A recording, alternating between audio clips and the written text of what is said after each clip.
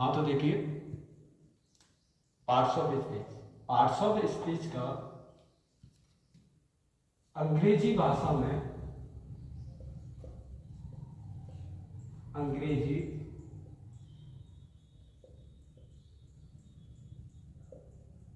Language में सबसे विशेष स्थान,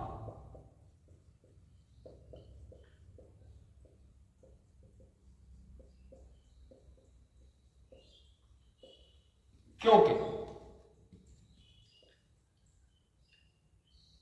जहां तक मेरा मानना है अंग्रेजी 100% पार्ट्स ऑफ स्पीच पर ही डिपेंड करती है।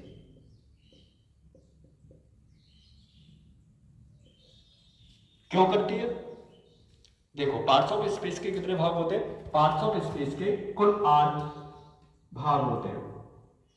8 kinds of parts of speech, 8 kinds of parts of speech. कौन कौन से? Number 1 noun, number 2 pronoun, number 3 adjective, number 4 verb, number 5 adverb, number 6 conjunction,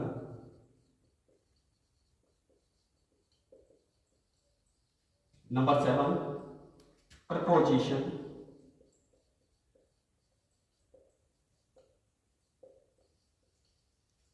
and number 8 last and final interjection.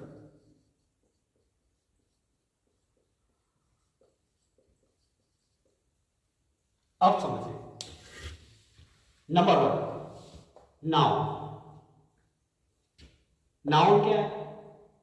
What is definition of noun? Noun is the name of person, place और thing. First, या फिर ये बोल सकते हैं all naming words are noun. सभी नाम वाले शब्द संज्ञा कहलाते हैं। तो जितने भी नाम आते हैं, आपने सेंटेंसों में देखा होगा, कोई भी सब्जेक्ट है, ऑब्जेक्ट है, कौन होता है? नाउन या फिर प्रोनाउन। दूसरा, प्रोनाउन क्या है? कि वे शब्द जो संज्ञा के स्थान पर प्रयुक्त होते हैं। Pronoun is used for a noun, यानी वे शब्द जो संज्ञा के स्थान पर प्रयुक्त होते हैं सर्वनाम कहलाते हैं। यानी नाउन और प्रोनाउन दो चीजों पर डिपेंड होगी इंग्लिश। तीसरा, एडजेक्टिव। एडजेक्टिव क्या होते हैं? ये आपस में भी कनेक्ट होते हैं। जो 8 के 8 है, ये एक दूसरे के पर्याय होते हैं, एक दूसरे से कनेक्ट होते हैं। एडजेक्टिव क्या है? कि वे शब्द जो संज्ञा और सर्वनाम की विशेषता बताते हैं, एडजेक्टिव कहलाते हैं, विशेषण कहलाते हैं। वर्ब क्या है? चाहे आप एक्टिव पैसिव पढ़ लो, डायरेक्ट इनडायरेक्ट पढ़ लो, कंडीशन सेंटेंस पढ़ लो, सिंथेसिस पढ़ लो, विदाउट वर्ब के कोई काम नहीं होता। इसलिए जहां तक मेरा मानना है, सेंटेंसों में प्रपोजिशन भी आते हैं, कंजक्शंस भी आते हैं, एडवर्ब भी आते हैं, इंटरजेक्शंस भी आते हैं। तो मुझे लगता है कि अंग्रेजी अगर आपको अच्छी बेटर बनानी है, तो सबसे पहले हमें पार्ट्स ऑफ स्पीच का ज्ञान होना बहुत जरूरी है। जब तक हमारे पास पार्ट्स ऑफ स्पीच नहीं है, हमारी अंग्रेजी अधूरी है, हम अंग्रेजी में कुछ भी नहीं कर सकते। इसलिए मेरा मानना है कि अंग्रेजी 100% पार्ट्स ऑफ स्पीच पे डिपेंड रहती है। फर्स्ट, तो आज इस पार्ट्स ऑफ स्पीच में हम अध्ययन करेंगे नाउन। नाउन क्या है? नाउन के प्रकार क्या है? कितने काइंड से नाउन के? नाउन का कार्य क्या है?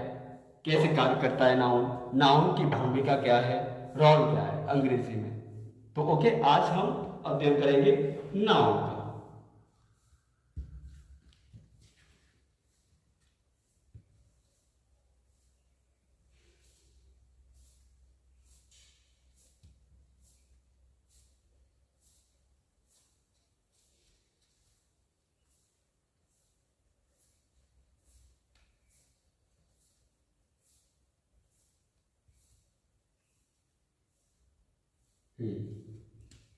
फर्स्ट नाउन, नाउन फॉर संज्ञा। हाँ, तो सबसे पहले हम नाउन की डेफिनेशन की बात करते हैं। नाउन क्या है? तो all naming words are noun. All naming words are noun. सभी नाम वाले शब्द संज्ञा होते हैं। यानी कहने का मतलब यह है कि इस प्रकृति में, इस कायनात में जितने भी नाम हैं, सब के सब नाउन है। जितने भी नाम है, सब के सब कौन है? नाउन है। ठीक है, जैसे सपोज दैट प्रकृति से भी कोई नाम ले लेता हूं। ईश्वर का नाम है राम, सब बोलते नाम है, कौन है? नाम। सन नाम है, कौन है? नाम। वाटर नाम है, कौन है? नाम। लॉइन नाम है, कौन है? नाम। यानी कहने का मतलब यह है कि जिसका भी नाम है वो सब के सब नाउन है, जिसका नाम नहीं है वो नाउन नहीं है। ठीक है, अब बात आती है कि नाम तो है, लेकिन कितने प्रकार के नाम भी कई प्रकार के हो जाते हैं। जैसे मैंने बोला लव, लव क्या है? ये भी नाउन है, लेकिन कौन सा नाउन है? बात ये आती है। तो इसके जो काइंड्स हैं वो 5 काइंड होते हैं। सबको पता है, रोजाना पढ़ते हो। ठीक है, तो कितने काइंड्स होते हैं इसके? 5 काइंड्स। कौन कौन से?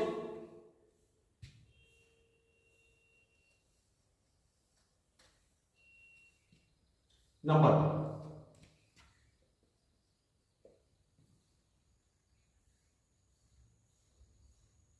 प्रॉपर,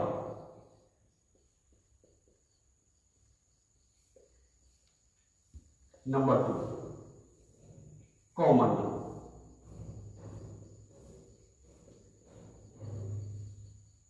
नंबर 3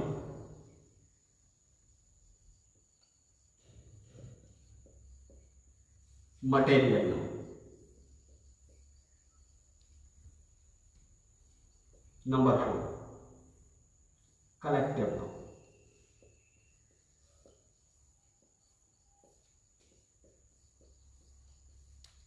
नंबर 5 आवश्यक नाउन।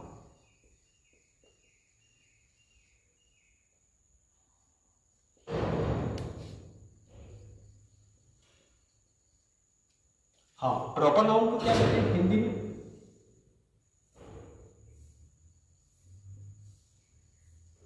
व्यक्ति वाचक संज्ञा।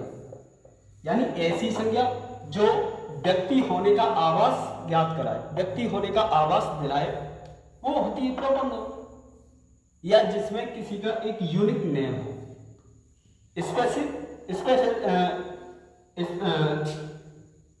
पार्टिकुलर नेम हो। सपोज दैट पार्टिकुलर नेम मतलब क्या होगा? राम, विशेष नेम सीता, विशेष नेम आगरा, विशेष नेम इंडिया, विशेष नेम यानी पार्टिकुलर्स नेम। तो वो होते हैं प्रॉपर नाउन। कॉमन नाउन क्या होते हैं? जिसको हिंदी में बोलते हैं जातिवाचक संज्ञा।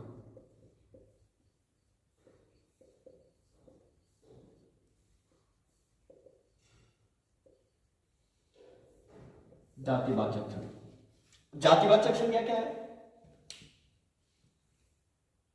यानी किसी एक व्यक्ति, एक वस्तु, स्थान की समस्त जाति का बोध करे, पूरी जाति का। सपोज दैट यहां पर मैंने लिखा है आपके सामने राम। राम कौन है सर? राम पर्सन है, व्यक्ति है, ठीक है। तो इसे मैं मैन भी बोल सकता हूं, मैन। तो मैन क्या है? कॉमन। मैन में किसी को भी बोल सकता हूं, ये पार्टिकुलर नेम नहीं है। मैन पार्टिकुलर नेम नहीं है। मैन मैं किसी से भी बोल सकता हूं। यानी सपोज दैट आप लोग बैठे हुए, आप सब बच्चे हो, लड़के हो, ठीक है। यहां से मैंने नाम लिया अभिनव।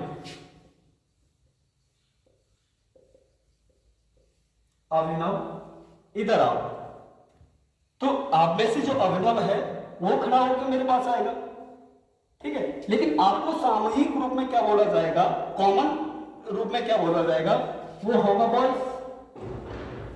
अब मैंने बोला बॉयज इधर आओ, इसका मतलब क्या है कि सबके सब खड़े होके आओगे, किसी का नाम नहीं लिया। जब मैं नाम लूं वो होता है पार्टिकुलर नेम, यानी किसी को मैं नाम से बुलाऊं। इतनी सारे लड़के बैठे हुए हो आप, इन सब लड़कों में से मैं आपको एक नाम से बुलाऊं तो वो होता है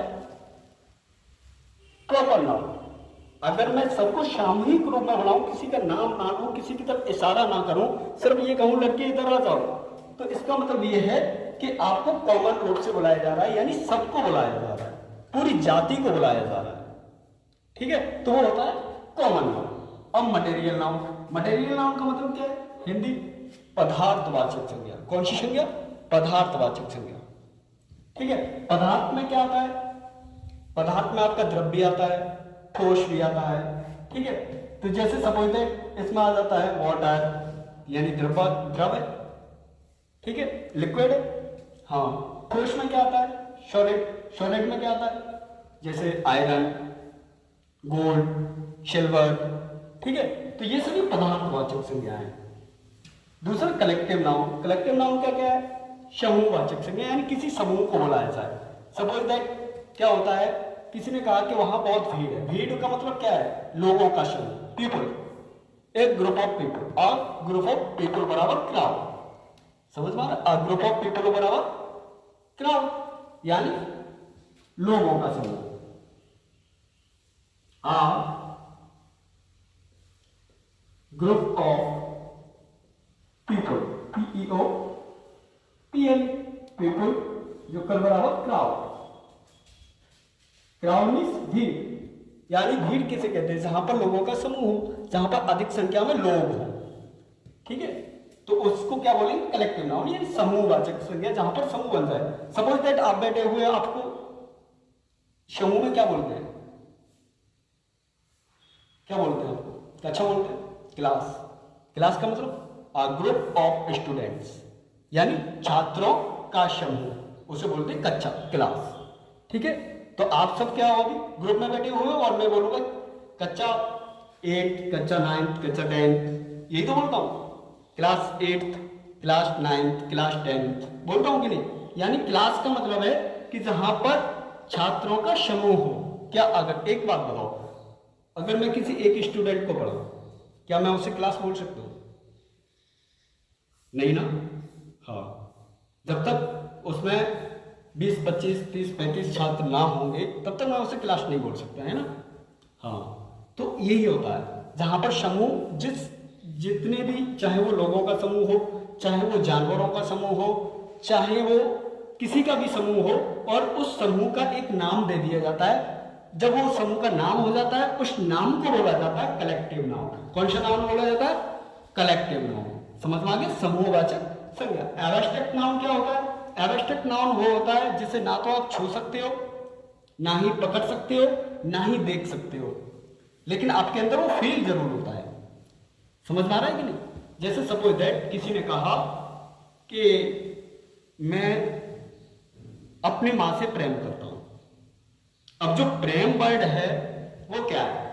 लव। लव क्या है? LOVE, love. लव क्या है? क्या लव दिखाई देता है? नहीं ना। पकड़ सकते हो उसे? नहीं ना। ना ही पकड़ सकते हो, ना ही देख सकते हो, सिर्फ इसे क्या कर सकते हो? फील कर सकते हो। क्या कर सकते हो? फील कर सकते हो। समझ में आ रहा है कि नहीं? हाँ, तो इसे क्या करते हैं, जो एब्स्ट्रैक्ट नाउन है वो ना तो हमें दिखाई देता है, ना ही हम उसे छू सकते हैं, ना ही उसे पकड़ सकते हैं, सिर्फ उसे फील कर सकते हैं, महसूस कर सकते हैं। वो होता है आपका एब्स्ट्रैक्ट नाउन। आगे समझ में? हाँ, तो आज के लिए इतना है और कल दूसरे चैप्टर पर बात करते हैं, ठीक है? कल इनको डिटेल से पढ़ेंगे, proper noun, common noun, material noun, connective noun, abstract noun, ठीक है?